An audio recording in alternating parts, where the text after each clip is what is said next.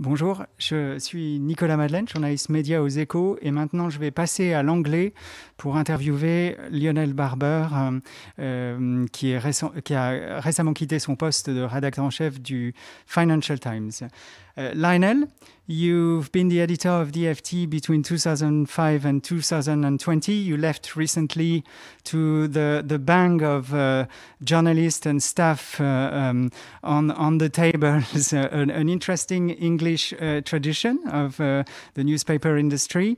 Under your editorship, the FT has passed the 1 million subscriber mark, and we are going to talk about the fourth estate in the digital age, how to secure your organization financially, and can you be powerful in the age of social networks and big personalities? I mean, big leaders in the world having their own social media accounts.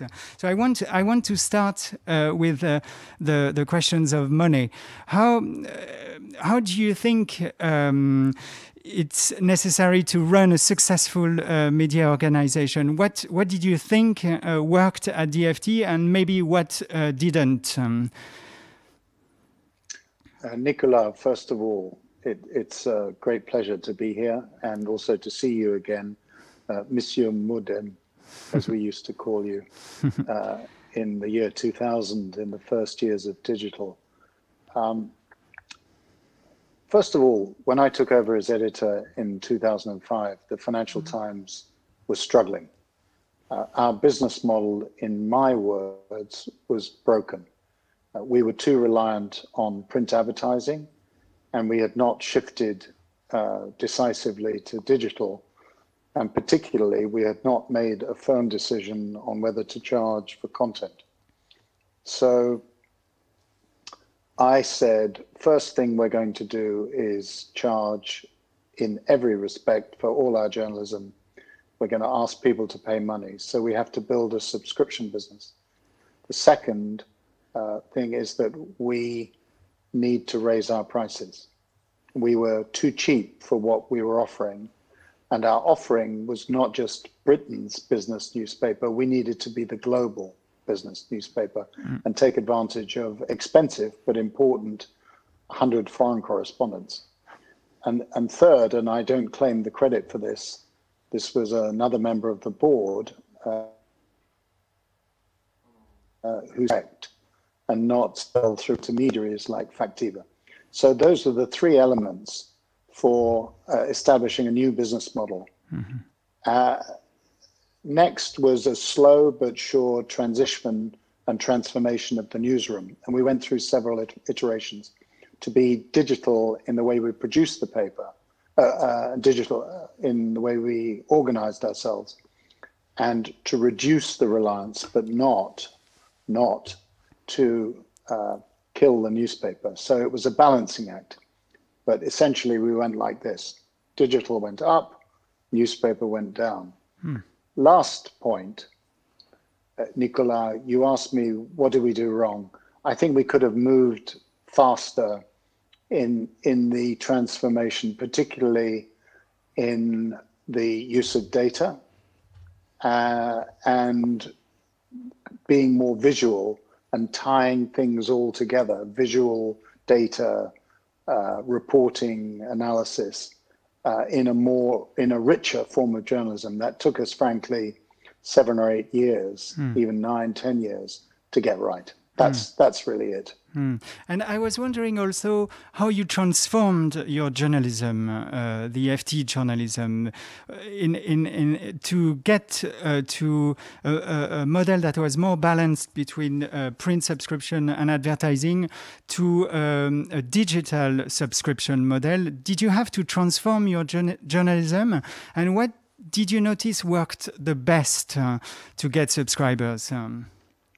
Well, it's a big mistake to think that you should abandon what I call the eternal verities of journalism if you go digital. So you need to be accurate. You need to be authoritative. You need to be trustworthy above everything else, that you're reporting, especially if you're a business and financial newspaper, because people are depending on the accuracy of your information, so you can't compromise. On the other hand, you need to create brands.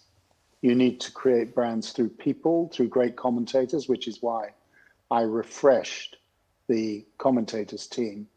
I also brought in some outsiders with specialist expertise to complement the existing newsroom. I suppose the last point was that we did bring in audience engagement and data analytics people into the newsroom.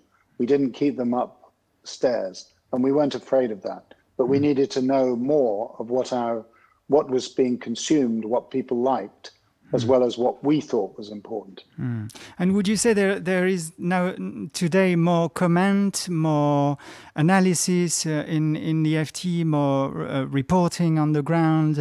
How would you describe how different the production feels compared to 15 years ago? Nicolas, the most important thing, and I insisted on this, and all good editors should insist on this in the new age, is less is more. You have to reduce the commodity news, just the stuff that is appearing everywhere else. Everything you do needs to be value added in terms of analysis, the top commentators. The news can't be just what happened yesterday. You need to set the develop agenda, a conceptual framework looking forward. Okay. Do you think newspapers are going to be, news organizations, I suppose we should call them, are going to be able to get back from the clutches of Google and Facebook the growth in advertising? Do you completely abandon that source of revenues?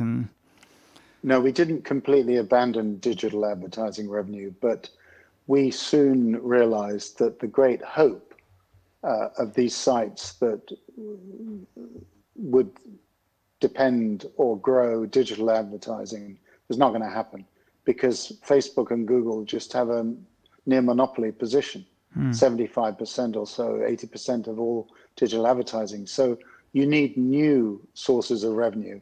And I think that's why the subscription model and selling direct is so important. Okay. If you just take a check, say from Facebook, and then hand them over your content and the customer details, you're dead. Okay. What do you think will happen to the print FT?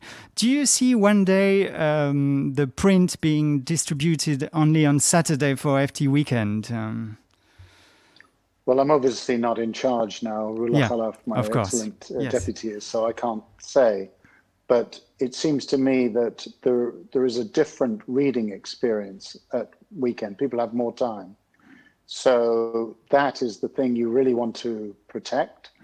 It may be that during the week you might go fully digital. And especially if you're trying to save money on distribution and printing. But on the other hand, you're going to lose something in terms of marketing, because that pink newspaper is a very useful marketing device. Yeah, and since you're not the editor anymore, what time horizon do you see on that going only digital during weekdays? Do you think it's? I don't want to preempt a decision. I mean, it's obviously something they might think about, but you've got to think about who the printing branch would be, who'd only do a weekend product. Does it make sense in economic terms? But it seems to me, certainly maybe after 5 years or so, that question will have to, or 3 to 5 years, that question needs to be settled. And if you are going to continue printing during the week, you may have to go something which is cheaper still, like digital printing. Okay. You're not only the ex-editor of the Financial Times. You're also the author of a book which has just come out called "The Powerful and the Damned." It's a kind of memoir of your years at the FT and your encounters as editor. As an editor, yeah. Only as the editor. It's only the last 15 years. Yeah, exactly. Yes, because you've got a long career before at the FT, before that. 35. Yes. This book is, I was saying, about your encounters with powerful people, and I thought it was a great opportunity to ask you questions about what you think is the power of media nowadays, how influential and powerful they are, and what people in power think of journalism. So, in that regard, are you? What do you think? Do you think the age of fake news, lots of people exchanging snippets of information themselves online, and people like Donald Trump having direct access to people through their Twitter account, do you think it has weakened the news organizations or give them a new lease of life? Well, let me first deal with the question of my own experience. And I saw, for an interview in the Oval Office, Donald Trump. It's a little like going to see a king in the Louis XIV without maybe quite the Roi Soleil, without the world view, shall we say. He treated the White House more like a hotel than anything else. Mm-hmm. I saw Putin in the Kremlin interview last year, Narendra Modi in his Prime Minister's residence in Delhi, and many other world leaders. Mm. And the point here is that we had access, I had access, the FT had access. So clearly, however important these leaders may be, and they're certainly more important than someone like me, they felt that the FT was an important vehicle for them to communicate their views, and they thought it was worthwhile sitting down with me for either 1 hour or 29 minutes, 37 minutes, 3.5 hours with Paul Kagame, scary character, in Kigali. So I think mainstream media still has an important role. Now, what has happened increasingly is that leaders like Trump have bypassed mainstream media and gone to communicate directly to their own supporters, millions of people. And that's something that the media itself has to deal and think about very carefully, because you could be just driven by their own agenda. The other very important point is that some organizations like the New York Times have almost defined themselves as the anti-Trump, and their digital subscriptions have gone up massively, but some of their views, at least, perhaps have been less even-handed in the past, and they've found themselves on one side of the political divide. So when they introduce an alternative view, as they did in the summer with that senator, the right-wing senator, who wrote about an op-ed about the violence in the streets and said the troops should go in, federal troops, there was an outrage, and the head of the opinion page at the New York Times was forced to resign. Now, I think there were other reasons, but the point I'm making here is that this is an age of hyperpolarization, and it's very difficult for journalists. Okay. Do you think, because they know that especially economically, newspapers are more fragile than they used to be. Do you think that leaders of the world or leaders of chief executive of companies push back more against news organizations, try to influence them more? Do you think they feel they are weakened? Well, I think that business people and politicians will always try to push back and lean on journalists and pressure them. That just goes with the territory. And as an editor, you just have to figure out ways of doing it, of saying sometimes no politely and sometimes saying mais non impolitely. And that's it. The point you're making about financial fragility perhaps increases the vulnerability, but I think it's always going to be that way. And some newspapers, frankly, if they're so weak, then politicians won't take any notice of them anyway. Yes. Can you tell us about some examples of moments you pushed back at leaders, maybe a bit more firmly than usual? In your book, there is an exchange of text messages with Boris Johnson, for example, but maybe others. What examples come to your mind? Well, I remember the Scottish independence leader ringing me up to complain, or I had to ring him because he was yelling at one of our Lex writers, the financial commentators, who'd made a joke at his expense, and he went absolutely crazy. And then I decided to go into the center of the newsroom and rather too theatrically, yell at him in front of all the journalists, just to show that the editor wasn't scared of some Scottish nationalist. I think that Goldman Sachs used to regularly try and push against our coverage. So I had a couple of yelling matches with them, shouting matches. To Lloyd Blankfein? Downing Street. Sorry? To Lloyd Blankfein? No, he was actually somebody in London, one of their top people. Lloyd, I didn't need to shout out because I knew him, and he did complain a couple of times, but it was more in sorrow than anger, which actually is more difficult to deal with. But I think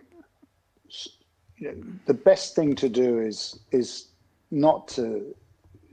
If you shout rarely, then people take notice. But if you're shouting all the time, it's exhausting. Yes. But I was the worst thing of all. The hardest was Wirecard, because they used lawyers. I mean, we used to get lots of lawyers' complaints and threats, but this was completely on a different scale. And they were also using surveillance against our journalists, yes, and spending millions of pounds trying to intimidate us and stop us writing the stories. And the funny thing there was that nobody ever contacted me.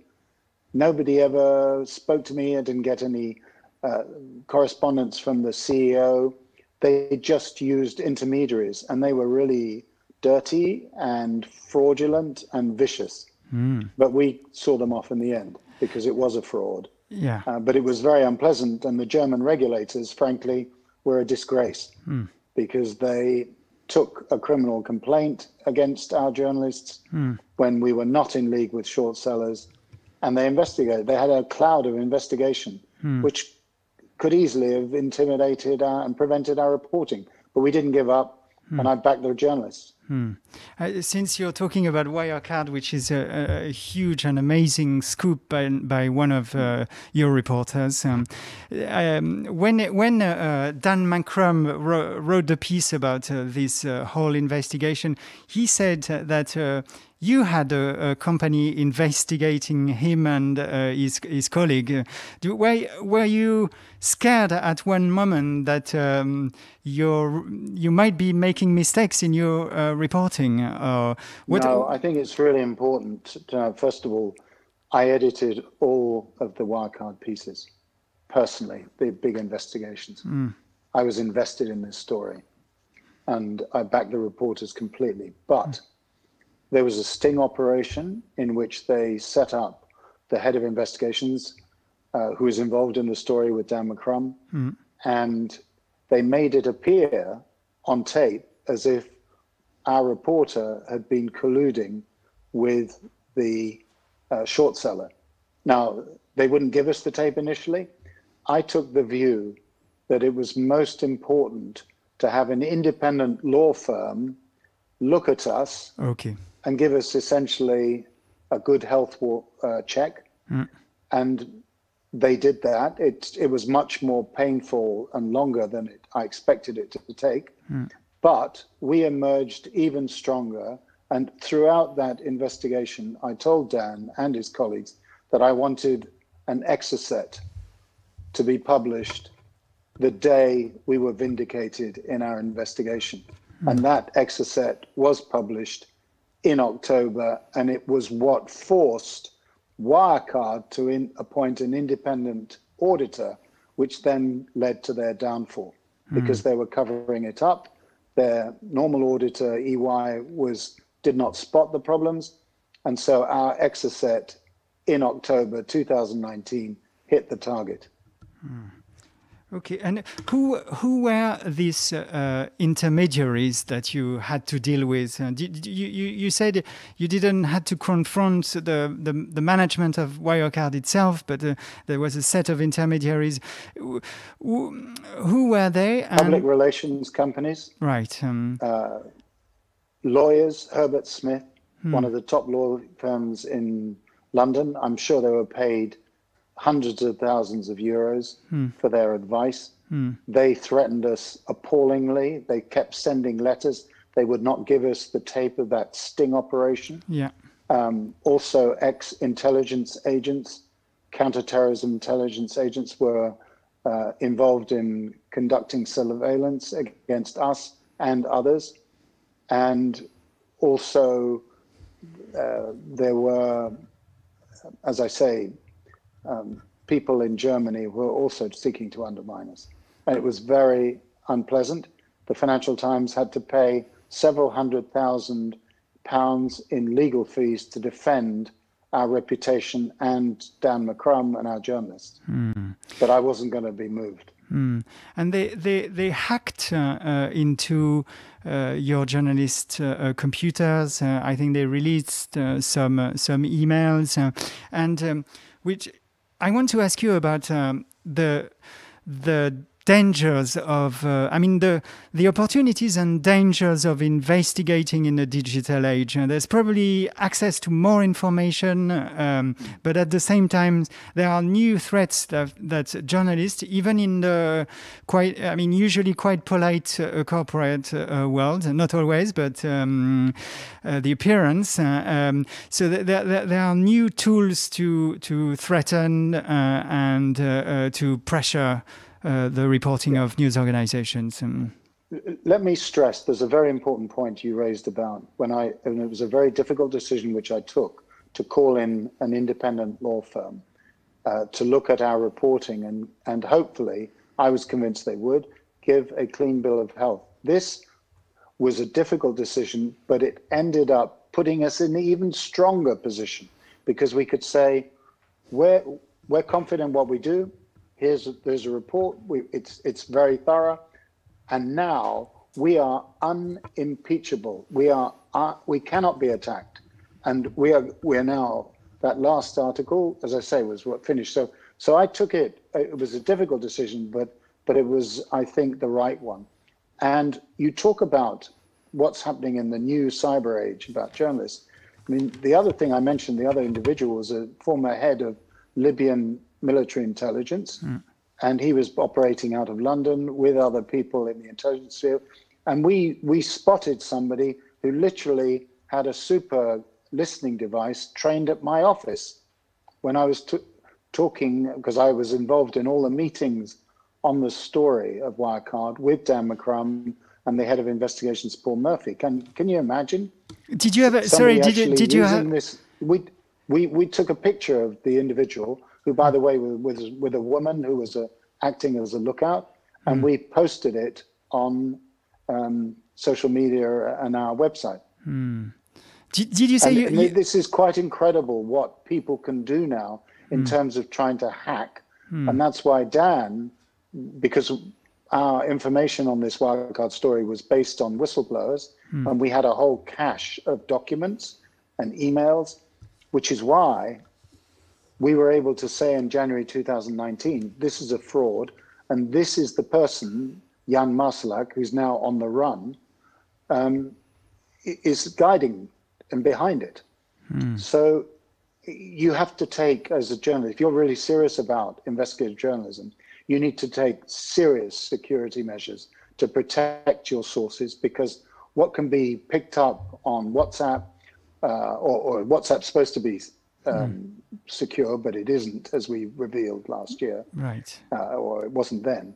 And you need to be really careful about protecting your sources.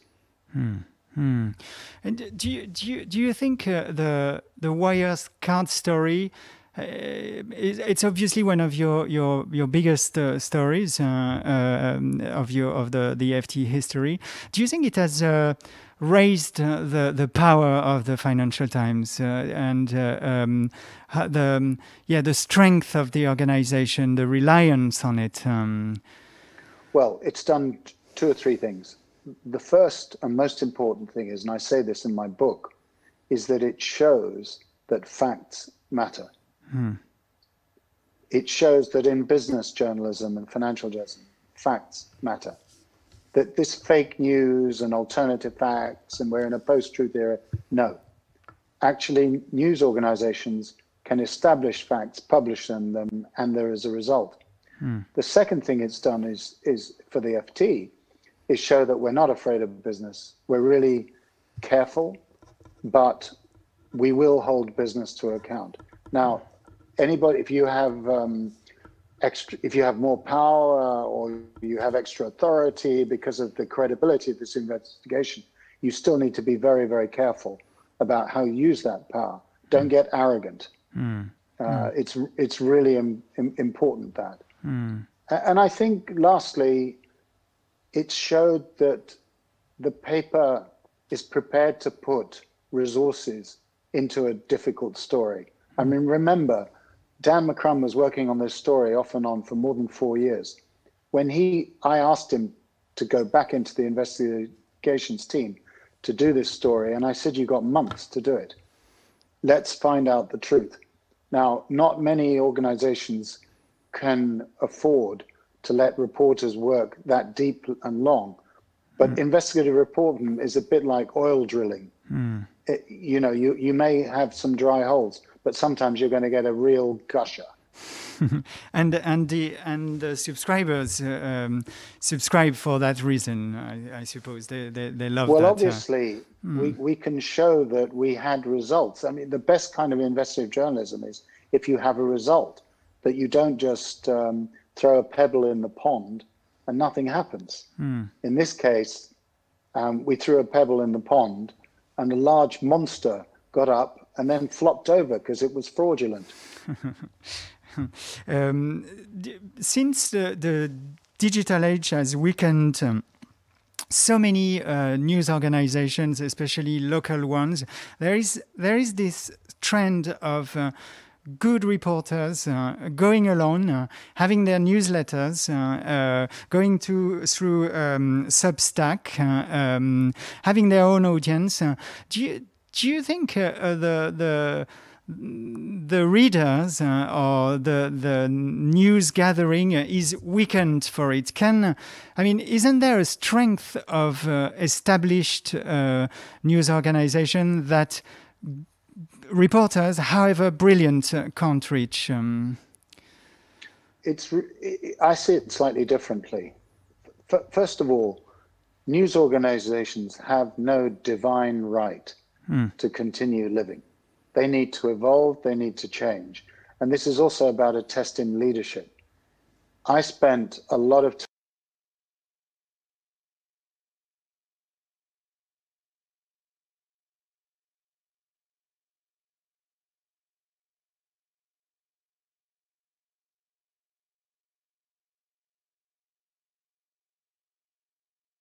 in something small. And that, by the way, is one of the reasons why something like Wirecard or the President's Club, which is another huge investigation that we did, exposing an all-male club, elitist club that was basically treating young women disgracefully in the name of raising money for charity.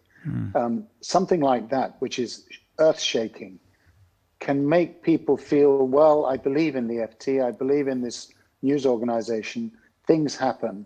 And then there's a whole lot of other things that you give people a chance, and that you have a modern news organization which is diverse. You've got men and women, and there is change and opportunity. All those things will prevent fragmentation, because the digital, and this is what you're saying, Nicolas, digital increases the forces of fragmentation. And our job in news organizations which have been around for a while is to really create and strengthen the brand and make people feel part of it with bold, aggressive, courageous journalism.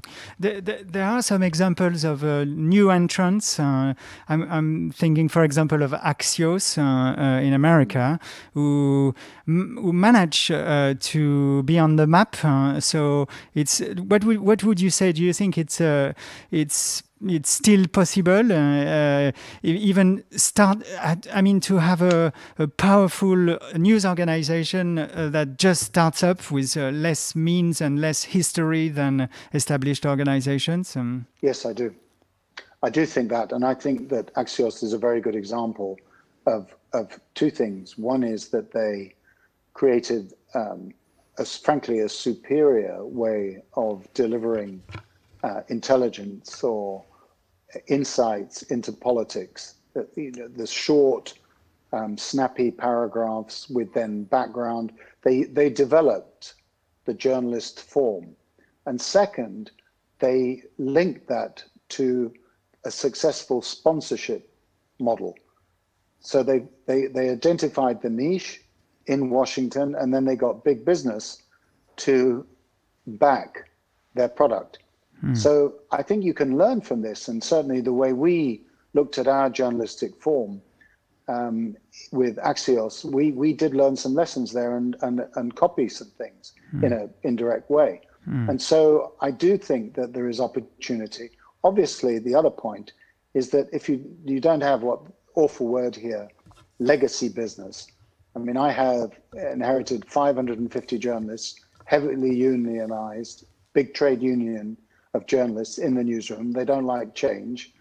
Then it's harder to be nimble, quick. You have to do things by consensus. Whereas if you're a startup, everything goes quicker. The FT is part of very few organizations that have managed to have an international audience.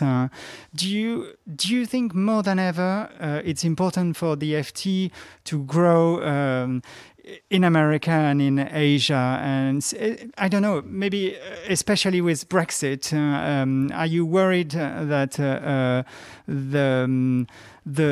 the UK part of the FT is going to be weakened, and you need to be even more international? Well, you know where I stand on Brexit. I was against it. The Financial Times was against it. We don't think it makes economic sense and not much political sense either. And we believe strongly and I believe I worked in Brussels for 6 years. I consider myself a British person, but also a European. And I think Brexit is an act of self-harm.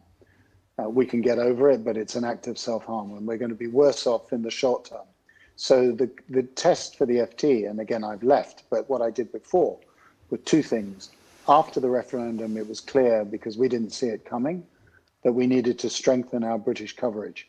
Having said that, we also strengthened our coverage in Europe. We added several positions to send a signal to Berlin, Paris, Brussels, Madrid, Rome, that we were, whatever happened with Brexit, we were committed to reporting deeply and writing deeply about Europe. I think with our new owners, the Japanese, we're looking to expand in America, and I gather that the numbers look good, with the number of readers are increasing, and Asia is obviously crucial. That's where the growth is. So the FT has to walk and chew gum at the same time. We need to be strong in our home market, but we're not going to retreat. We're not going to turn inward. We're not going to be little Englanders. Okay. What's the circulation now in Asia? I mean, the circulation, the number of subscribers, the breakdown. Well, I can't give you the exact number because I'm somewhat out of date. I know there were about 30,000 newspapers, probably another. I better not say the number, but certainly the main readership is UK, Europe, and America. And it's about 3/4 plus to 80% more based around that. Okay. And I want to, we got, we strayed and got to the Wirecard story quicker than I thought, and we haven't described some of your encounters in your book. And I want you to talk about your encounter with Putin, which reminded me of scenes in House of Cards with Putin showing his power and strength. What did you? Can you tell us about it? And what did you think about how he looked at DFT? I had with Putin. One was in Davos, where I just interviewed him on stage, not particularly special. The second was a quite extraordinary 2-hour dinner in London, held at the Russian embassy, where we talked about Europe. He had a number of guests, including myself, who were considered to be expert on Europe, and he wanted to listen to our views on the monetary union, enlargement, and the European economy. But then, at the end, we toasted vodka, and then he said, "Oh, I'd like to play on the piano." "Oh, I see a piano in the room." And he sat down and he played chopsticks. So he played dum, dum, dum, dum, which was Moscow, and then diddly, diddly, dee, which he said was St. Petersburg. And then we all had to clap as if we were applauding the Tsar. And then in Moscow last year, he kept us waiting for about 4 hours, but that is typical. And then we were filmed live on television. I conducted the interview with our Moscow bureau chief, Henri Foy, and I provoked him halfway through the interview into denouncing liberalism and the liberal idea, which he said was void, was over, obsolete. And I prepared a long time for that interview, and it is really quite chilling interviewing Putin, because he looks right through you. He has these watery eyes, and he looks slightly sleepy, and then he like this, and it's quite scary. What do you think he thinks deep down of the Financial Times? Is it? I think he thinks it's a liberal capitalist newspaper that has a window on the world, and therefore, at the right time, is maybe worth talking to. And he also, somebody told me, by the way, I had to wait 6 years for this interview. And I'd asked for it every 18 months. And I think somebody said to me, who knows him very well, a senior American diplomat, who said Putin gets bored because he has all these sycophants around him and they don't really challenge him. So he's a bit like a boxer who wants to go in the ring just to keep a bit sharp. And so 10 rounds with Lionel Barber, it could be quite interesting and amusing. So it was a bit like that. And what about your encounter with Donald Trump? Well, again, that was something extraordinary, because it was in the Oval Office. And he said, this is the Oval Office. Have you ever been here? And I said, yes, Mr. President, in 1990 with George H.W. Bush. And he was a bit disappointed. And then I said to him, Mr. President, thank you very much for seeing us. And thank you for subscribing to the Financial Times, because there was a picture I'd seen of him with copies of the Financial Times on his desk. And he looked at me and he said, that's okay. You lost, I won. So you are the paper of globalization. I am America first. You lost, I won. Yeah. And then there was an extraordinary scene at the end of the interview where I said, because he's so narcissistic, I said I wanted to have a picture with him in front of Andrew Jackson, who was the President of the United States, 1828 to 1836. the great warrior president, fought against the Native Americans and the British, fearsome character. And people had told Trump that he was like Andrew Jackson, but he's not like Andrew Jackson at all. He's just a hotel developer. Anyway, then he said, please come into the next room. And he said, show me this picture. And he said, this was such a mess left by my predecessor. It's a mess. And he wouldn't mention the word Obama. And then he said, do you know who that is? Pointing at the picture. And I said, yes, that is Teddy Roosevelt. And then I paused and said to him, and Mr. President, Teddy Roosevelt, you know, carried a big stick, and his eyes got very excited. And then I said, but he spoke very softly. Do you think he's going to stay in the picture? Do you think, and the FT will interview him again? I don't think, well, we might interview him. I think that he will be in the picture.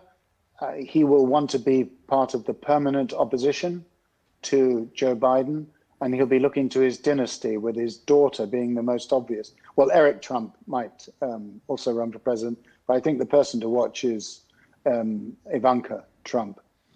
She definitely has political ambitions, and he'll be around. Would we want to interview him as much as we did in 2017 in April? Not really. I don't think he'll be so important at all. And before we wrap up, I would like to take a question from the audience, which is, do you think that political PR try to come up with more ready-made journalistic stories, and does it make the work of covering Downing Street or l'Élysée in Paris more difficult? I think there's always been political PR. There's always been stories which you spoon feed, the president and the prime minister stories. People spoon feed to journalists. I am a great believer in sitting down with principles, with the people who matter. So it was a shame that I didn't get a chance to interview personally le Président Macron. My successor did over Zoom. But this is always going to be the case. So we don't want to get too worried about it. The most important thing is to speak to multiple sources so that you're not over-reliant on the official version. I want to ask you a final question. I think you're an editor that you're very much of an editor who likes scoop, and this is the basic of journalism. Why do you like scoops? Why are they so important to you? In what way do they show the mettle of a newspaper? Because there are so many things that people don't want you to know. So revealing the story behind the story. A scoop is not something that's given to you. That's just a press release. It's a handout. It's what you were talking. I like the stories that people don't want you to publish, the real story, the story behind the story. And the reason they're important is because they show you're independent. You're not reliant on one or two people. Now, as I say, I have a high bar for real scoops. There are a lot of things where you're first, but they don't really matter. And by the way, one other point, the first thing I said when I became editor was, I want to be right rather than first. So being right is the most important thing for me. And by the way, that's why Wirecard was so important, because we were right.